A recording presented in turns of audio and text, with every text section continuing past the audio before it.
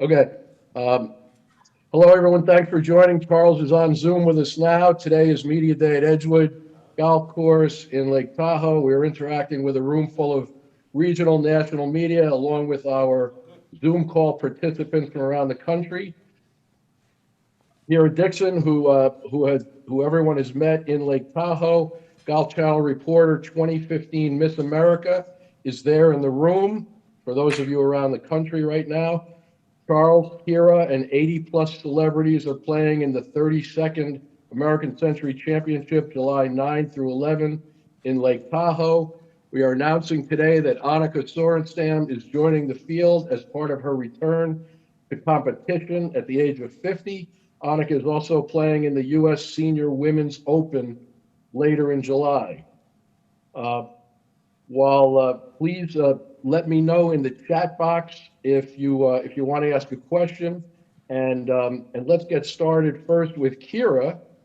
Kira, can you kick things off with a hello and a question for Charles Barkley? Charles, can you hear me? Yes, I can. Good to see you again. Good to see you too, Charles. So I think the question that everybody is wondering is there have been reports that you are working on your golf game. So could you please confirm or deny and let us know the status of said game, please? Number one, thank you guys for having me. As you guys know, the first thing I put on my schedule every year is Lake Tahoe. I have no idea how y'all do it. Lake Tahoe is the only place that's not hot as hell in the middle of the summer. I have no idea how y'all do it every year. I don't care. Hey, I don't care where I'm coming from in the country. It's a heat wave, but when I get to Lake Tahoe, the weather's always perfect. So, man, I cannot wait. Listen, I am excited. I'm playing really, really well. I've had a lot of improvement in the last couple of years. I actually started playing well up there, better. I shouldn't say well, the last couple of years. And Stan, my teacher, Stan Utley, we've come a long way. And I can't wait to get there and show it off. Charles, can you help us? You've played with some of the best golfers in the world. Can you help us by handicapping who might win this event a little bit with Marty Fish, Tony Romo, Smoltz, Mulder, guys that you've played with? Who do you think's going to win? The odds are out, and Tony Romo is the favorite. Well, clearly, if you've been watching me make basketball predictions, you know I have no freaking idea what's going on. So,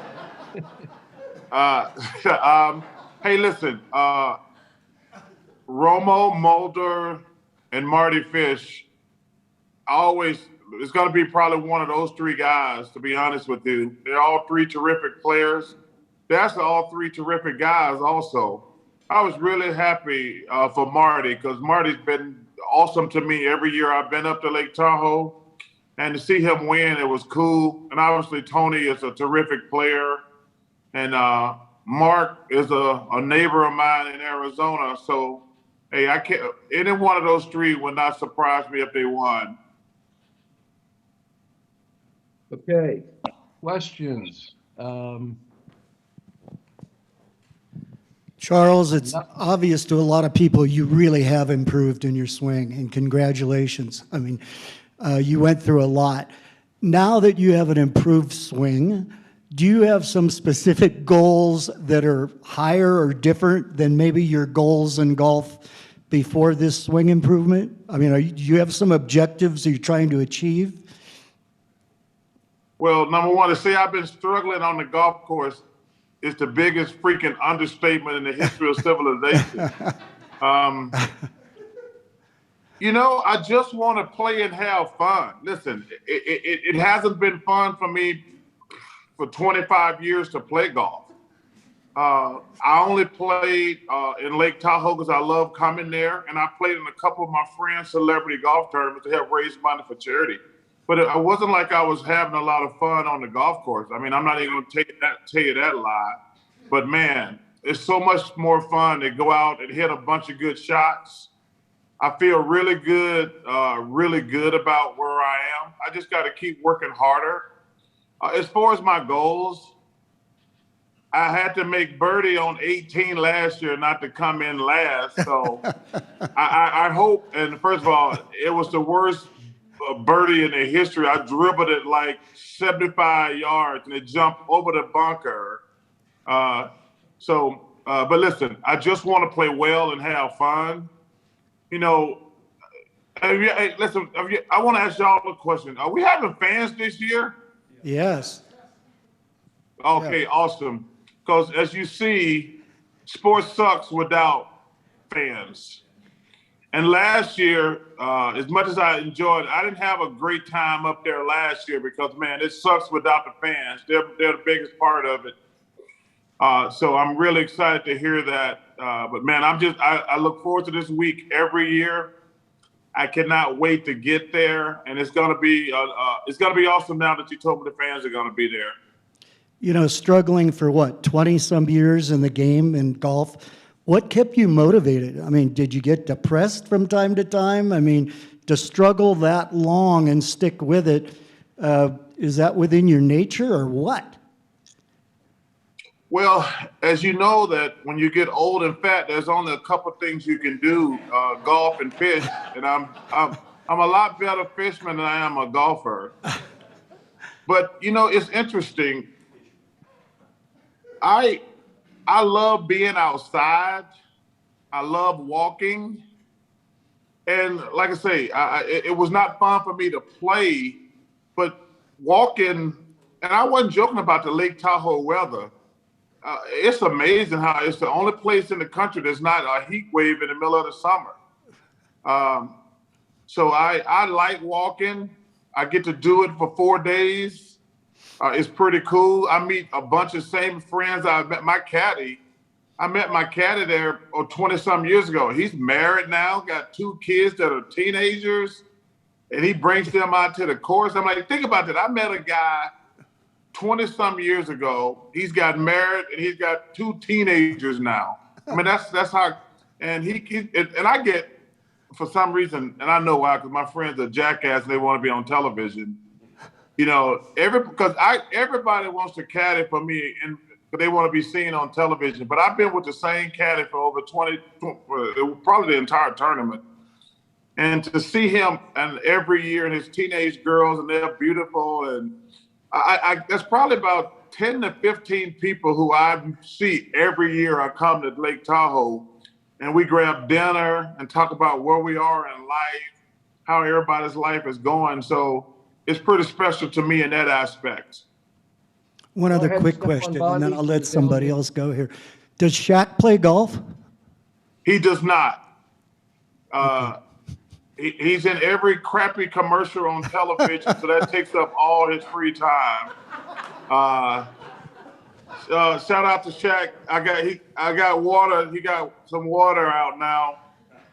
So I don't need it. It doesn't 88 infused alkaline 88. So see, he's got a water coming out. I've never seen him drink water, but he's got a water company now.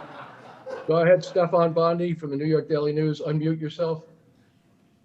Hey, Charles, you're doing a good job selling Tahoe. I got to get down there. But I got a b-ball question for you. I know at times you've been down on KD for choosing the easier path to the title, but now with Harden injured and Durant playing at like this crazy level, even after his Achilles, if you were to win the title playing like this, would your opinion of KD's legacy change? Well, he did take Kyrie and James with him. So I'm rooting against those guys. I think you already know that. KD's a great player, and I think he's a great kid. I don't know him that well, but I'm not a fan of super teams. So listen, if they win it, they win it. But I want to perfectly clear, I'm rooting against those guys. I root against all super teams. That's just the way I'm old school. If I said the other day, if I'd have known you guys were going to make fun of me for not winning the championship, I would have joined the super team back in my day. Me and Patrick and Karl Malone and John Stockton. But like I say, man, I feel good about my legacy. I'm pretty sure Patrick and John and Karl do. LeBron started this super team thing, and hey, it's the way the game is played now. Thank you. Yes, sir, Stefan. Anything else, Stefan? No, I think you made it pretty clear. You think it's just bad for the game, the super team thing. Well, because it ruins other franchises. Like when Kawhi left Toronto, first of all, other than Chicago, that's my favorite city in the world. I'm never going there again. When LeBron left Cleveland, I'm never going there again. James left Houston, I'm never going to Houston again. Same thing when LeBron left Miami. When these guys leave, there are very few superstars. And when they all leave, like Oklahoma City, once KD left, we're never going back there again. And I just don't think that's good for the game. Because listen, and I'll tell you this, everything go back to my day. Like, even though we didn't win the championship, the Sixers were worth watching. The Knicks were worth watching. The Pacers were worth watching when Reggie was there. Same thing with Atlanta and Dominique. So I just don't think it's good for business. But hey, these young kids, they all fold to peer pressure and feel like they got to win the championship, but their life sucks. And I don't believe. Hey, listen, there's not many people I'll trade my life with. All right. Yeah, it seems to negatively impact the smaller markets too. Yes, no question. Yeah. Thanks. Chad Finn, go ahead. Hey, Charles. I was curious, you mentioned how difficult sports are, how much they suck without fans. Ratings are up for the NBA playoffs this year for you guys in ESPN. Do you think the fact that fans are back have had a big impact on that? I think two things people should learn. Number one, if anybody lost a loved one with COVID, my thoughts are with you, or you lost a business or lost your job. This COVID thing has really, really sucked. Really sucked. I think what has happened is, and I hope the two guys come together, I think the fans realize that life sucks without sports. That little stretch, that stretch we went through when there was no sports. Because if you don't have sports, all you got is reality. And let me tell you something, most people, y'all know reality sucks. If all you got to do is do reality every day, it sucks. But also, I think the players learn, man, sports really sucks with no fans. So I'm hoping this is a turning point where we start having more respect for each other. My jackass players don't load manage and sit out when they're not hurt and won't play back-to-back games. And I hope the fans man, if they give me 110%, whether we win or not, I want to live with that. Because I don't want, going back to Stefan's earlier, I don't want my guy saying, man, I need to go join other guys and go to a bigger market. So I'm hoping this is a time of reflection for fans and for players and realize, man, we're much better together than apart. Thanks. Steve Helwick, go ahead.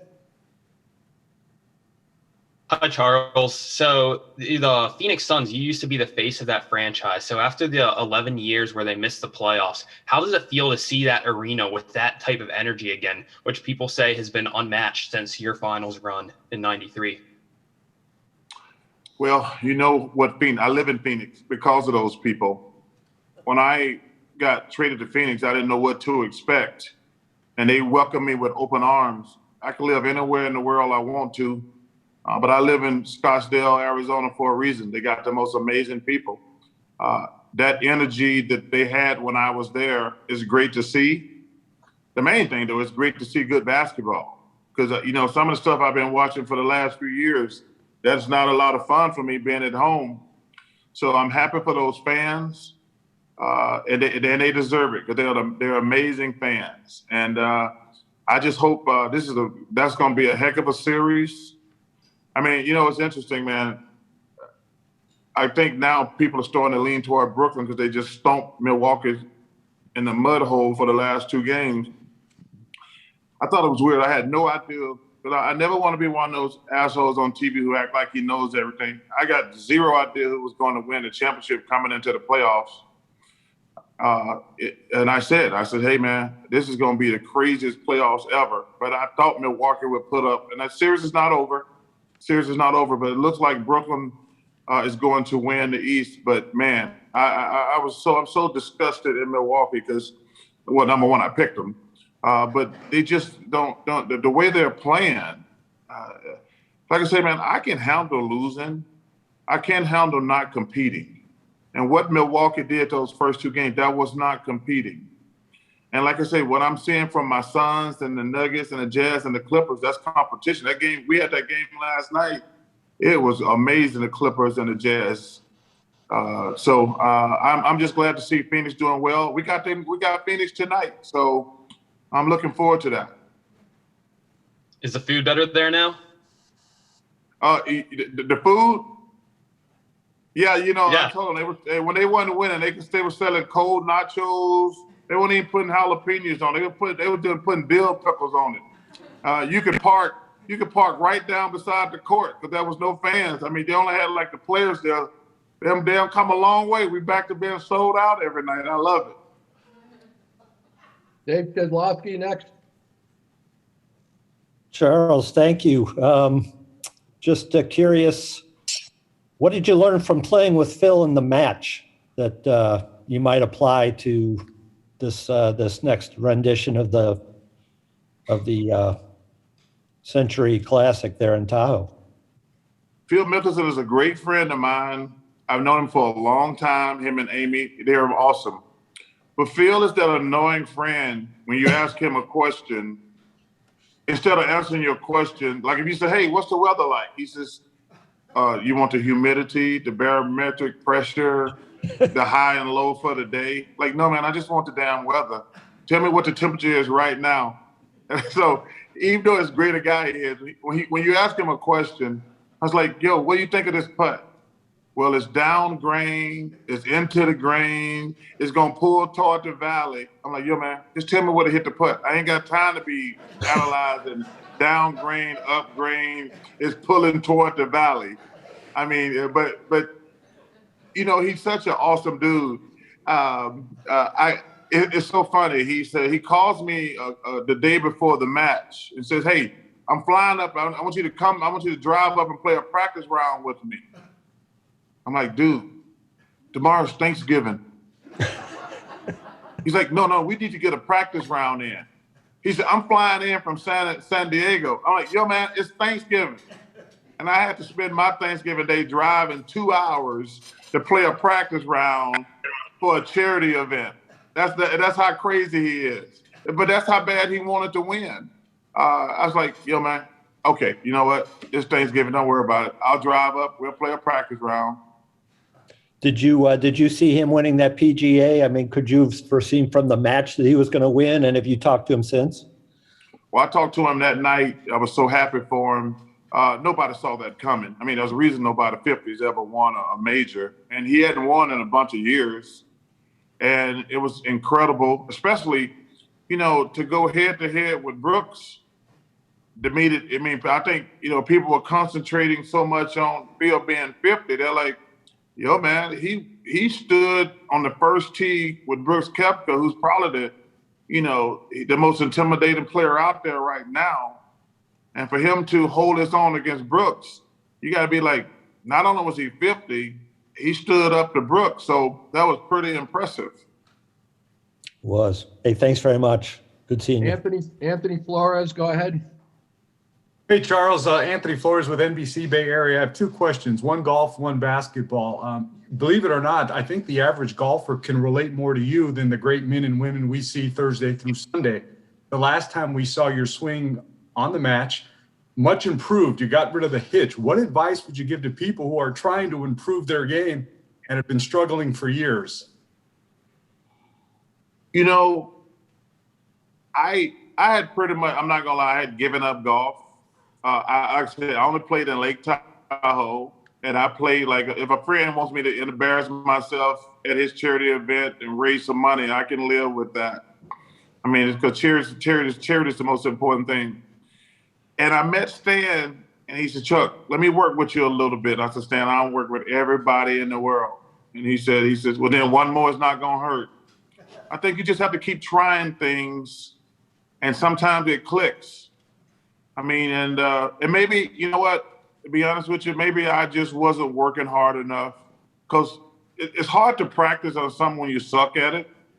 I mean, like, yo, man, I'm not having any success, and I'm not going to keep practicing on having any success. And Stan says something to me. He says, when you stand over the ball, how many people are talking to you? I said, what? He says, how many people are, I says, that's a great question. I've never been asked that before. And, you know, in fairness, I probably had, you know, I've had 10 teachers. I had 10 different people talking to me at the same time. He says, let's just work on one thought. Don't work on anything else. Don't forget what this guy said, this guy said. He says, and then after about 3 hours of hitting balls, I hit more. I mean, we were just hitting balls. I was like, wow. And then the next day he says, let's think about another thing today. So he just calmed my brain down. Said, hey man, you can't think 10 things over a golf ball. So what's your basketball question? Being from the Bay Area, how much do the NBA playoffs miss seeing Steph Curry? You know, man, I think it was really great what he did for the NBA this year. It let people know how, I mean, well, not like we didn't know. I mean, I thought it was a really awesome success he had. And, you know, he's such a good kid, too. I like him a lot as a person. I've always liked his dad, Dale, a lot. But I've got to know Steph. We're not close. I don't act like we're good friends. But I've always liked him. Every time I'm around him, he's really just a good kid. And I had a great time with him on the match. We always had to sit around a little bit at Lake Tahoe with Dale and just shoot the breeze. And so I just thought it was great for the NBA that he got a lot of shine this year. And, you know, listen, the Joker deserved MVP. But, you know, Embiid missed too many games. But, you know, I don't think you can say anybody played better than Steph this year. But Joker deserved MVP, and I was happy. He's a great kid, too. But I don't think you can say anybody played better basketball than Steph this year. Thanks, Charles. Appreciate it. Yes, sir. Go ahead, Dwayne Rankin. Thank you. Charles, I see you rocking that Auburn polo there with the War Eagle on it. Are you wearing that while you're going to be in Lake Tahoe? Is that coming out the closet for there too? No, I can't wear Auburn stuff because it's not Nike. Okay. So me and Bo been trying to get them for years to go to Nike. But, you know, me and Ernie just taped our podcast, and I want to give Auburn some love because we had a great get. We had Marv Abbott on today because, you know, he's retiring at the end of the season. And I think we got a couple more podcasts for the year. And I want to thank everybody. Me and Ernie got nominated for a Webby, which I have no idea what that is, but apparently it's the best podcast. We try not to ever talk about sports, so it's really good. We try to make it funny, but we talk about some serious stuff. We had Dr. Fauci on this year, talk about the pandemic.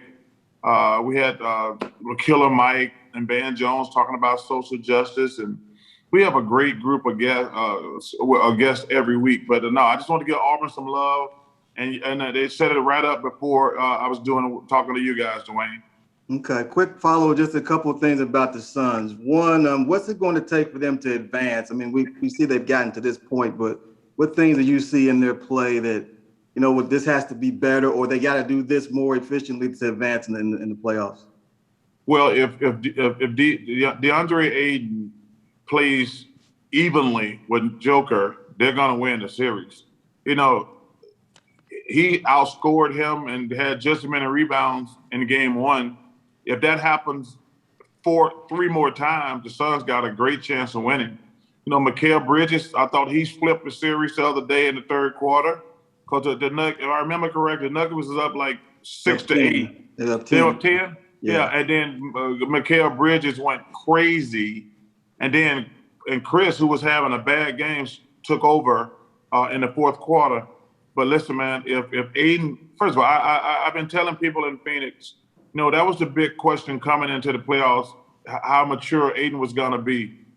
He played great against the Lakers, and he's playing great in his first game. So no matter what happens in this playoffs, I think you got to, because he's like a 21-year-old kid. And I think you got to feel really good if you say, wait, we got Booker and Aiden for the next 10 years. We're going to have a pretty good team because he's really played great in the playoffs. Quick follow, Chuck, just on Chris Paul. He's obviously got the player option next year where he can, either opt out or work a deal or whatever. Does a season like this influence a guy like that to say, you know what, let me just stick around? But has he been in it long enough to know it isn't all on emotion, that you have to really think this through? This is a huge decision for him at this point in his career. Well, I like to drink, right? I've never been drunk enough to say no to $45 million. Not in my wildest drunken stupor. He's gonna make $45 million. I've never been drunk enough to say, no, I don't need the $45 million. I'm good. You got to listen. I get in trouble on TNT because I keep saying, I've been saying it for like 10 years. Chris is the best leader we got in the NBA. I'm a big Chris Paul fan. Listen, I don't know if the Suns are going to win the championship, and Chris Paul's going to the Hall of Fame. The grass might not be greener somewhere else because nothing's guaranteed to you. But man, it would take some stones to say, no, I don't want $45 million. I think that's more money than I made my whole career. Come on, Chuck. Well, not that much now. Come on. Really? Listen, I'm not bragging. I know there's a lot of money. I think the most money I made was $5 million. That was my last year. Oh God. Seriously, I'm not even joking. I think I saw it. They got a stat. I think I made like $30 million my whole career. And if he gonna say no to $45 million for 1 year. Okay, everyone, we've got a few more questions left from around the country. We got to get back to the room. So one question going forward each. Barry Bloom. Barry? Hey, I've known Barry a long time. He got no idea how to unmute himself. Zero chance. I unmuted. Okay, Barry. How you doing, man? Chucko, how are you doing? Man, I'm doing great. It's good to see you. It's great to see you too. So my question is, Jerry Colangelo, I just wrote a piece on him. I'm doing a piece on him on USA Basketball too. Why is this guy who is he invented sports in Phoenix? Why is he so relegated to the background? And you giving him a shout out, I think would really help. Well, Barry, we've been trying to get Jerry a statue behind the scenes for the last X amount of time. I'm not even exactly how long we've been, at least a couple years. He deserves a statue out in front of the Suns arena. He's done a lot for my career. Number one, get me out of Philadelphia, which was big. And obviously what he's done for Phoenix sports. He deserves a statue. And I'm hoping we get it done before he dies. And I'm glad you asked me that question. I got a chance to ask you because nobody asked me about that publicly until now. Jerry is awesome, and like I say, there's a group of us who are trying to get him a statue. He deserves it, and I hope they build it for him before he passes away. So is there resistance from the Suns to do it? I mean, I know the Diamondbacks don't want to have anything to do with it. Well, let me say this. I live there, so I need free tickets. I don't want to piss anybody off there. Don't make me burn down my own house, okay? But he deserves a statue, and I'm part of the. Listen, the resistance needs to let it go. But Barry, don't make me answer that question. I want free tickets. That's the best thing about being Charles Barkley, getting free tickets. Well, look, Martin Weiss, go. Under the resistance, I'll be glad to be part of it. Oh, thank you, brother. Good to talk to you, man. You too, man. Go ahead, Martin. Thanks, Chuck. I wanted to ask I know you guys do the FanDuel gambling segment every day on the TNT pregame show and doing over-unders and stuff like that throughout the game. What do you think that the impact of, gambling as it spreads across the United States, how do you think the NBA is going to have to adjust as the average fan becomes a gambler? Martin, that's a great question. It concerns me a lot. I mean, people know I love to gamble, but I can afford to gamble. I don't want poor people losing their livelihood, their homes, their families, or gambling. You know, I had an NBA owner say to me, Charles, we made TNT, I think TNT and ESPN, we both pay about $2.5 billion a year. So that's $5 billion. Mm-hmm. I had an NBA owner say to me, Charles, in 5 years, that's going to be peanuts. He says, fans going to be able to sit in their seat, bet who's going to make the next basket, if a guy going to make 2 free throws. And I'm like, what? He says, gambling is here to stay. It's going to be in all 50 states in the next 5 years.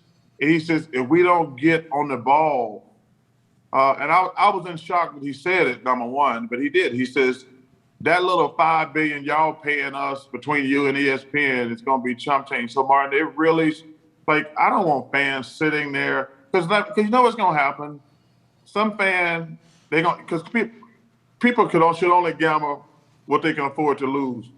Right. But what's going to happen is one of these idiot fans is going to be sitting in a seat and he going to bet whether a guy can make 2 free throws or something like that. And he going to go off the deep end and get mad. And so I just think you bring in all this negative energy. But like I say, I don't think it's anything. The reason the NFL is so popular is gambling. And now you got DraftKings, FanDuel, which I represent FanDuel. You got, I think Shaq, me and Kenny do FanDuel. I think Shaq does Bet MGM. Yo, man, I'm not sure. I don't know if it's going to be good or bad for the game in the long run, but I have my concerns. Michael Williams, go. Hey, Charles, thanks for doing this. When we've seen the fans come back to the game, to all of our sports, and it seems to me that I see more hecklers in golf and in basketball because of the fan proximity to the athletes. And as we've seen in the basketball games now, we've had hecklers sort of go out of control and do things that we haven't seen for a long time. We saw Russell Westbrook get popcorn thrown at him and other incidents, guys running on the court. My question is, what do you think that the players should do about this increased level of unwelcome interaction? What should the league do? And what would you have done? Well, first of all, I don't want to overreact to 5 incidents because I don't think we've had anything happen this week, right? I'm on TV every night, so I haven't seen anything happen this week. I know we had some incidents the first week. Listen, all you can do is take their season tickets and ban them for life. But my biggest concern is one of these times, like we were just telling my man earlier, one of these fans gonna run up on one of these big dudes and get hurt badly. And I never want that to happen. I never want to see that happen. But you know one of these drunk fools gonna be on bet on something and they're gonna run out there to one of these big old dudes and get clocked. And that's gonna be really sad and unfortunate, but that's my really only concern. Number one, I hope no player ever gets hurt. I mean, you saw that old crazy thing with Martina Higgins get stabbed back 40, 30 something years ago. Never want that to happen. But I say, man, these dudes are big and strong, and some of these fans get liquored up. And if they will step toward one of these guys the wrong way, something bad gonna happen. I mean, because these guys have a right to defend themselves, and I never want to see that. I never want to see that. But the one thing I don't want people to do, man, we've had, like I say, I think 3 or 4, maybe 5 incidents, and we've been playing 2 games a night. So Most of the fans been behaving. Well, let me tell you something. I've been in NBA for 36 years, 16 as a player, and 20 on television. Most of the fans are awesome. There's always been assholes though, but most of the fans have always been fantastic. But there's always going to be a couple people that you just can't control. But I don't view fans like they're bad. I say, yo, man, there's a couple people screaming things at you and that they should not be saying. But most of the fans are fantastic. So I'm not going to overreact though. Do you think that a ban by one team should be carried out across the league? Like if you're banned in one arena, you should be banned in all arenas across the league? Well, that to me would be a no-brainer. Yeah, I think you should be banned from every NBA. And I would take it a step further. I say all sports. Like if you do something crazy at a Phillies game, you should not be able to go to the Eagles or the 76ers. Now that, I think that would actually be even like every sport. If you do something that stupid, because we had a great conversation about this the other night. Like, whether it's like, what do you do to these people? Because some of the behavior is not criminal. Like if somebody hit Kyrie in the head with a ball and he loses an eye or breaks a jaw or something, that's criminal. But dropping popcorn or running on the court, I don't know if you can consider that criminal. I mean, they might try to bump up the charges, but I don't even know if that's criminal. So I think you got to just take their tickets and maybe, like I say, all major sports. Ian Begley and then Kylan Mills, and then back to you, Phil. Go ahead, Ian. Hey, Charles, thanks for doing this. In New York, I think there's a general perception that you're always negative on the Knicks, but I know that's not the case. You've been positive. See, this is Ian. This is y'all problem right here. Yeah. See, listen, I like you, but I'm gonna just tell you something. Y'all have sucked for 20 years. Why is it when I get on TV and say y'all suck for 20 years, I'm being negative? You're telling the truth. And then I give y'all all the love this year? There was love this year. There was love when they won, when Mike Woodson was the coach. So I guess. Yes. So why do y'all think I hate the Knicks? Man, I'm going to tell the truth about your team. Stop it, Ian. Listen, you're a truth teller. I appreciate that. I'm just the sensitive Knicks fan out there, though. Thinks you're too hard on them. But I just wanted to know, what are your thoughts now that they're past this first season with Tom Thibodeau? Leon Rose, William Wesley, Scott Perry, and Tom Thibodeau are leading this group forward. What are your thoughts on what you saw from them, what they could do going forward? Well, I think that I root for them because two of my friends are part of that organization. Kenny Payne, one of my teammates, and William Wesley, just a really, really good friend. So I want to see the Knicks do good. What they learned during the playoffs is you can't just work hard. They're one of the hardest working teams in the league. That's how they got the number 4 seed. But as you saw when the playoffs started, they don't have enough talent. So this is a really, really big summer for them. But I want to tell you something, Ian.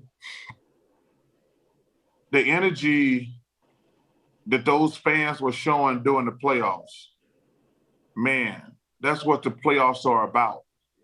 That place was on fire. And the thing that's crazy, I was telling Kenny and Shaq this actually 2 nights ago. The the Brooklyn Nets got a much better team. But when they play, it's like a mausoleum. And they got a much better team. So, man, I'm just telling you, I want them because that place was on fire. And I'm hoping that y'all keep getting better because I've been there when it's been on fire. Actually, when we interviewed Tom Tibbs last night when we gave him the Coach of the Year, which he richly deserved, we were like, yo, man, how awesome was it when game 1 and game 2 and game 5? He said, Chuck, it reminded me of the good old days when I was there with Van Gundy and those guys. But it's great for the NBA that the Knicks are doing good. And I'm pulling for my man Kenny Payne and William Wesley. Thank you, Last, Charles. last question, Kylan Mills. Last question from around the country. Hey, Charles. Kylan Mills with Cron 4 News in San Francisco. I got to ask you a quick question about the Warriors.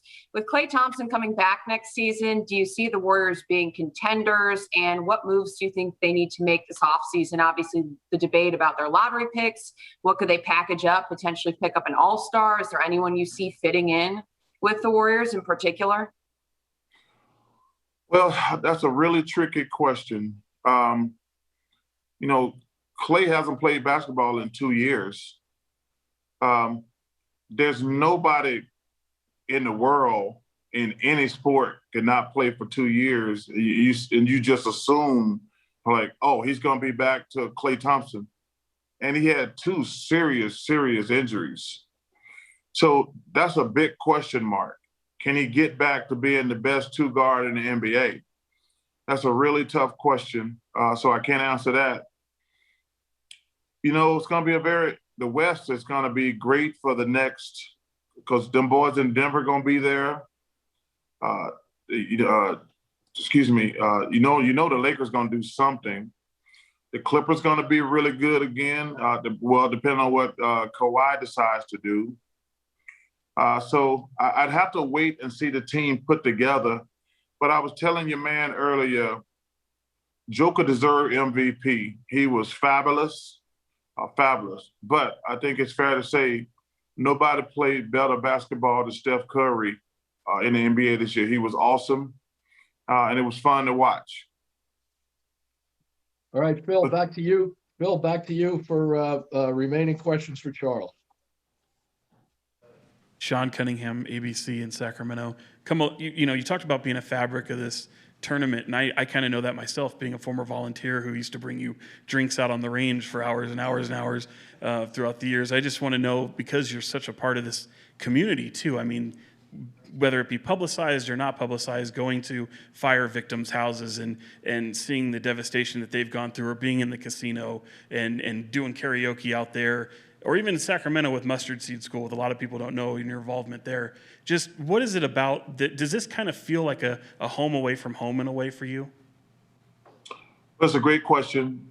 So, number one, shout out to NBC. So, my little love affair with Sacramento started during the fire situation.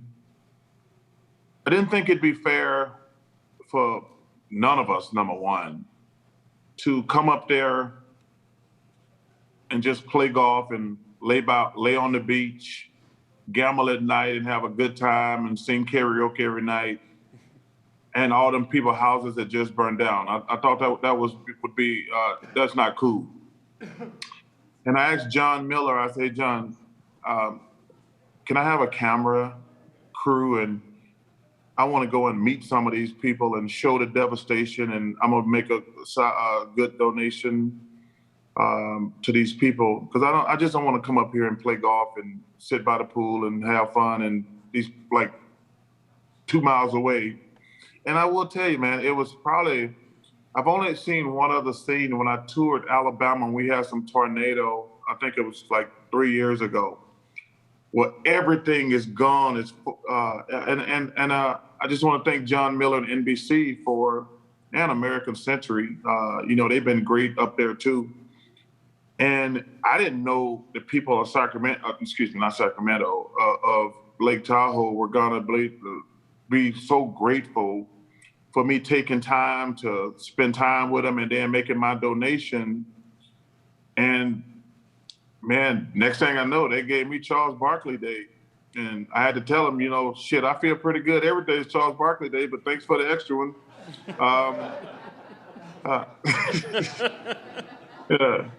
But, they made, like I say, I just wanted to showcase all the stuff that was going on. And man, and every year from that point on, I have people coming up, giving me a hug, and I'm like, wow.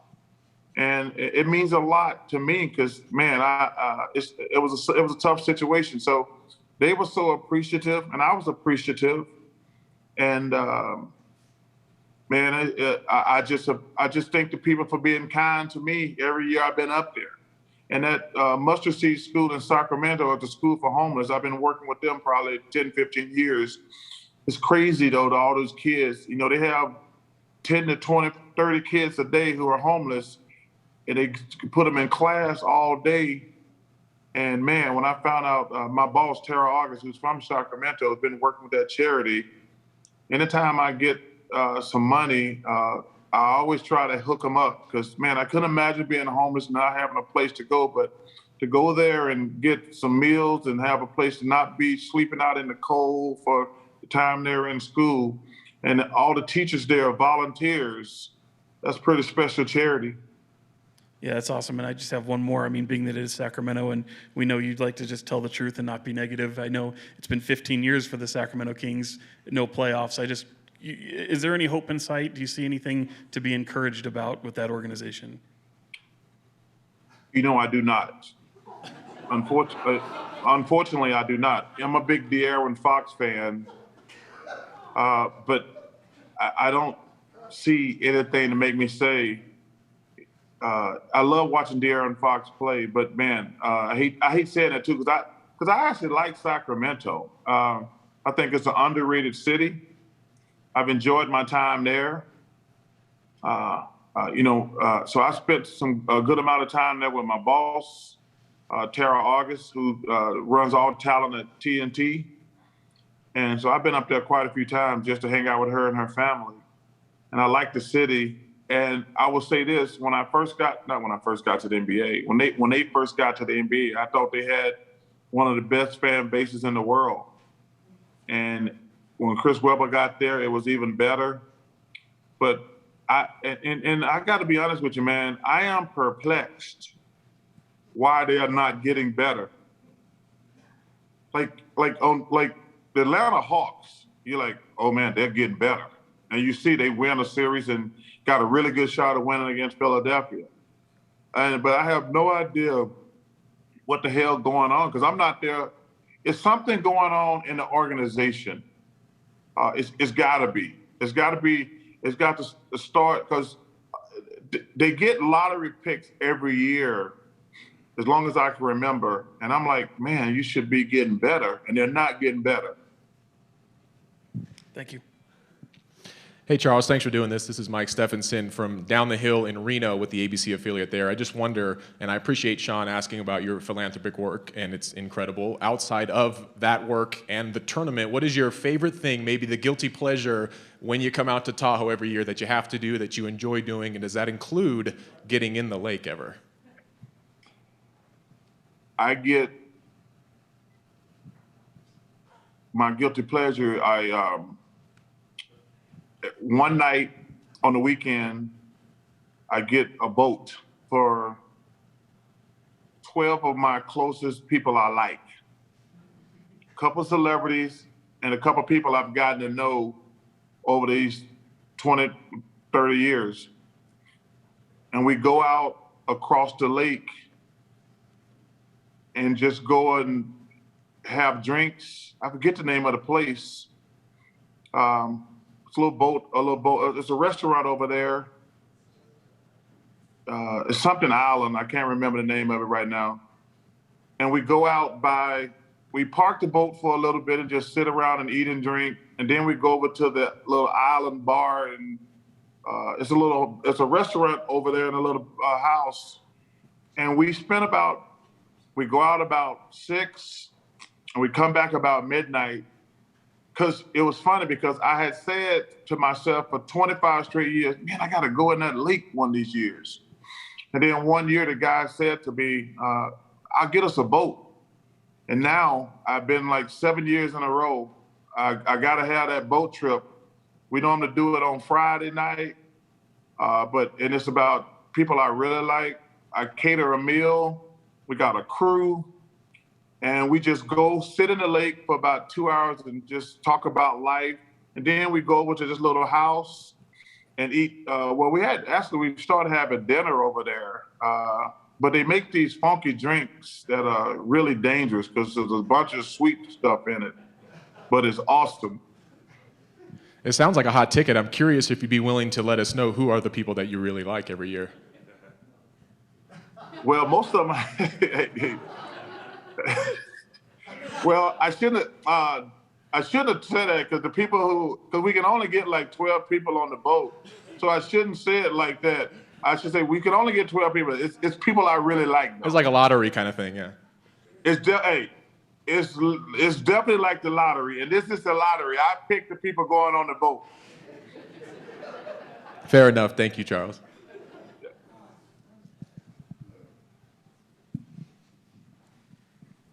Charles, Greg DeWalt from AlabamaGolfNews.com. Appreciate you doing this. When you were growing up in Leeds, Alabama, did you ever envision yourself being in a position to be a spokesperson type for golf? You know, no, not in my wildest dream. I think it was my second or third year with the 76ers. I'm like 26 years old. And I'm talking, and I said, "What you doing today, Andrew?" Andrew Tony. He says, "I'm going to play golf." I said, "What's that? That thing when they hit that little white ball around?" He said, "Yeah." He says, "You want to go?" I says, "Hell yeah, I want to go. I ain't got nothing to do today." And man, I got on that range and I couldn't hit that damn ball. I said, "Wait a minute." And I think I was an all-star by my third year, if I remember correctly. And I'm like, damn, I'm an all-star and I can't hit something standing still. This is gonna be a challenge. And I was like, man, this is awesome. And I started playing. And at one point, I think I was like a single-digit handicap. And I broke 80. I was gonna shoot between 79 and 85 every time I played golf. And then I did the stupidest thing ever. I started taking lessons. I said, I want to get better. I should have been happy shooting that score. Because I had fun, but I wanted to get better. So I started taking lessons from every single person in the world. And next thing I know, I got 10 voices in my head standing over a golf ball. And I went from breaking 80 to can break 100. And it was really like that for 25 years. It was frustrating. But like I say, I don't go crazy. Because it's just something fun I do every day just to, get some, and I tell people, golf and fishing, the reason I love both of them so much, those are the only places you can go and get peace and quiet. I said, yo, man, when I go to the grocery store, people want to talk to me. When I go to the supermarket, people want to talk to me. When I go to the dry cleaner, everybody I'm like, yo, man, what can I do to get a break? And I remember I was telling this story the other day to a guy on the podcast. I was so dumb when I was young. Like when I first became a star, I think it was like my third year in the league, it was overwhelming with everybody. Because, my first two couple of years, I played with Doc and Moses and Maurice Cheeks, Andrew Tony, and Bobby Jones. Nobody noticed me. And I remember telling my friends, yo, man, we got to take a trip. I got to get some peace and quiet. I got to get out of this. It's overwhelming. And I took about 6 of my friends to Hawaii. I says, nobody gonna know me here in Hawaii. And I got to Hawaii, I'm like, Charles Barkley's in Hawaii. I'm like, oh shit, they know me in Hawaii. And from that point on, I've been in the limelight, and you have to take the good with the bad. I'm always gonna be nice and cordial, but you have to take the good with the bad. People gonna talk to you all the time. They're gonna want pictures, they're gonna want autographs. It goes with the job. But when I'm on the golf course, I'm out there with 3 of my friends. There's a lot of trash talk because all has-beens.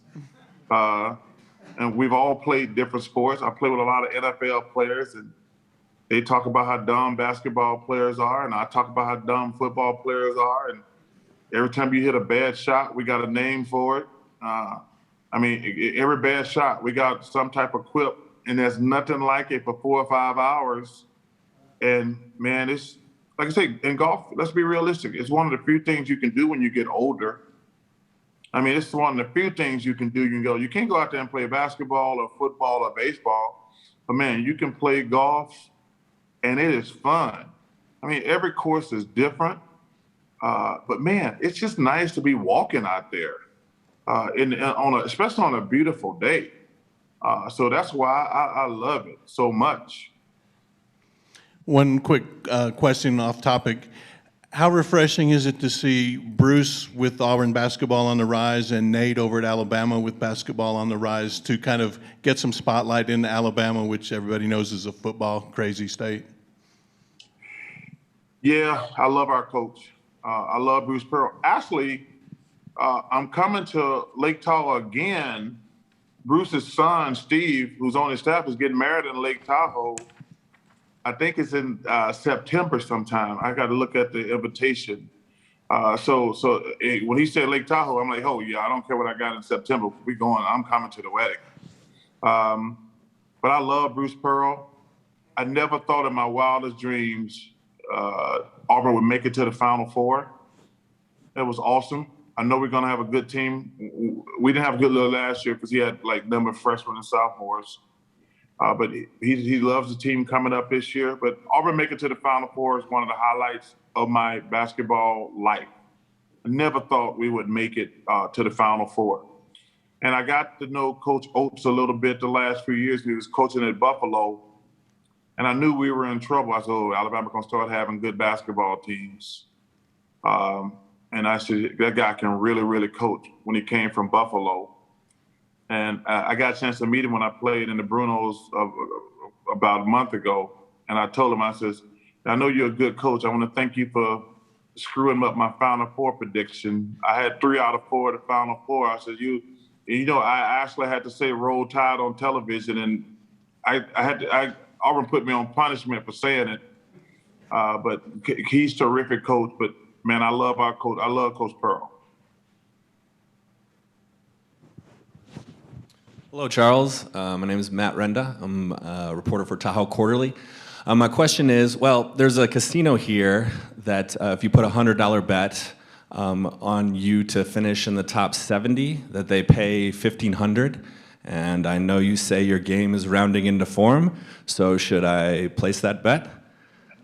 Repeat that again. So it's a casino here in Tahoe, and if you put $100 down on you to place in the top 70 of this field, they pay $1,500, and so pretty good odds. So do you think I should make the bet on you?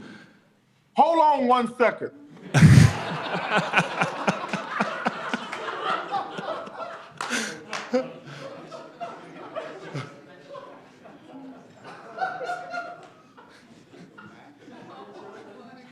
Think he's gonna give me $100 or?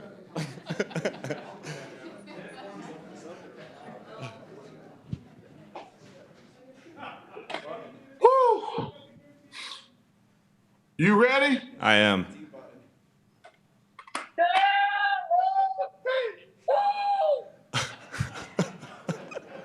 Did you get that? Yeah, I didn't hear it actually.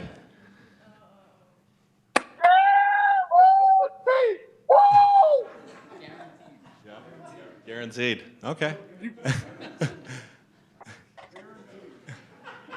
So $100 gonna win $1,500. I'm in the top 70. If you're in the top 70, yep. Hey, you need to let me know what casino that is, because I want some of that. Please, hey, you have them let me know who's got that bet, because I want some of that. It's 80 people in the tournament? Yeah, there's about 80 so far. Oh, listen, man. Yeah. Well, I'm gonna finish in the top 70. You need to put more than $100 on me.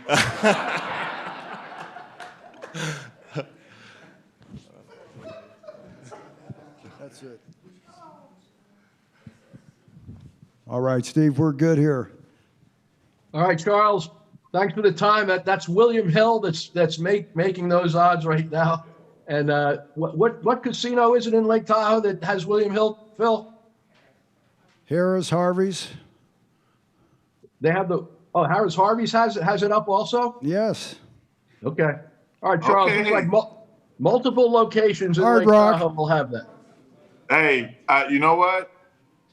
I cannot wait now. I look forward to Lake Tahoe. I cannot wait. All right, Charles. Thanks for joining us today. We appreciate it. Thank you, Okay, Phil. guys. Charles, Take care. thank you. Be safe out there. All right. Bye-bye.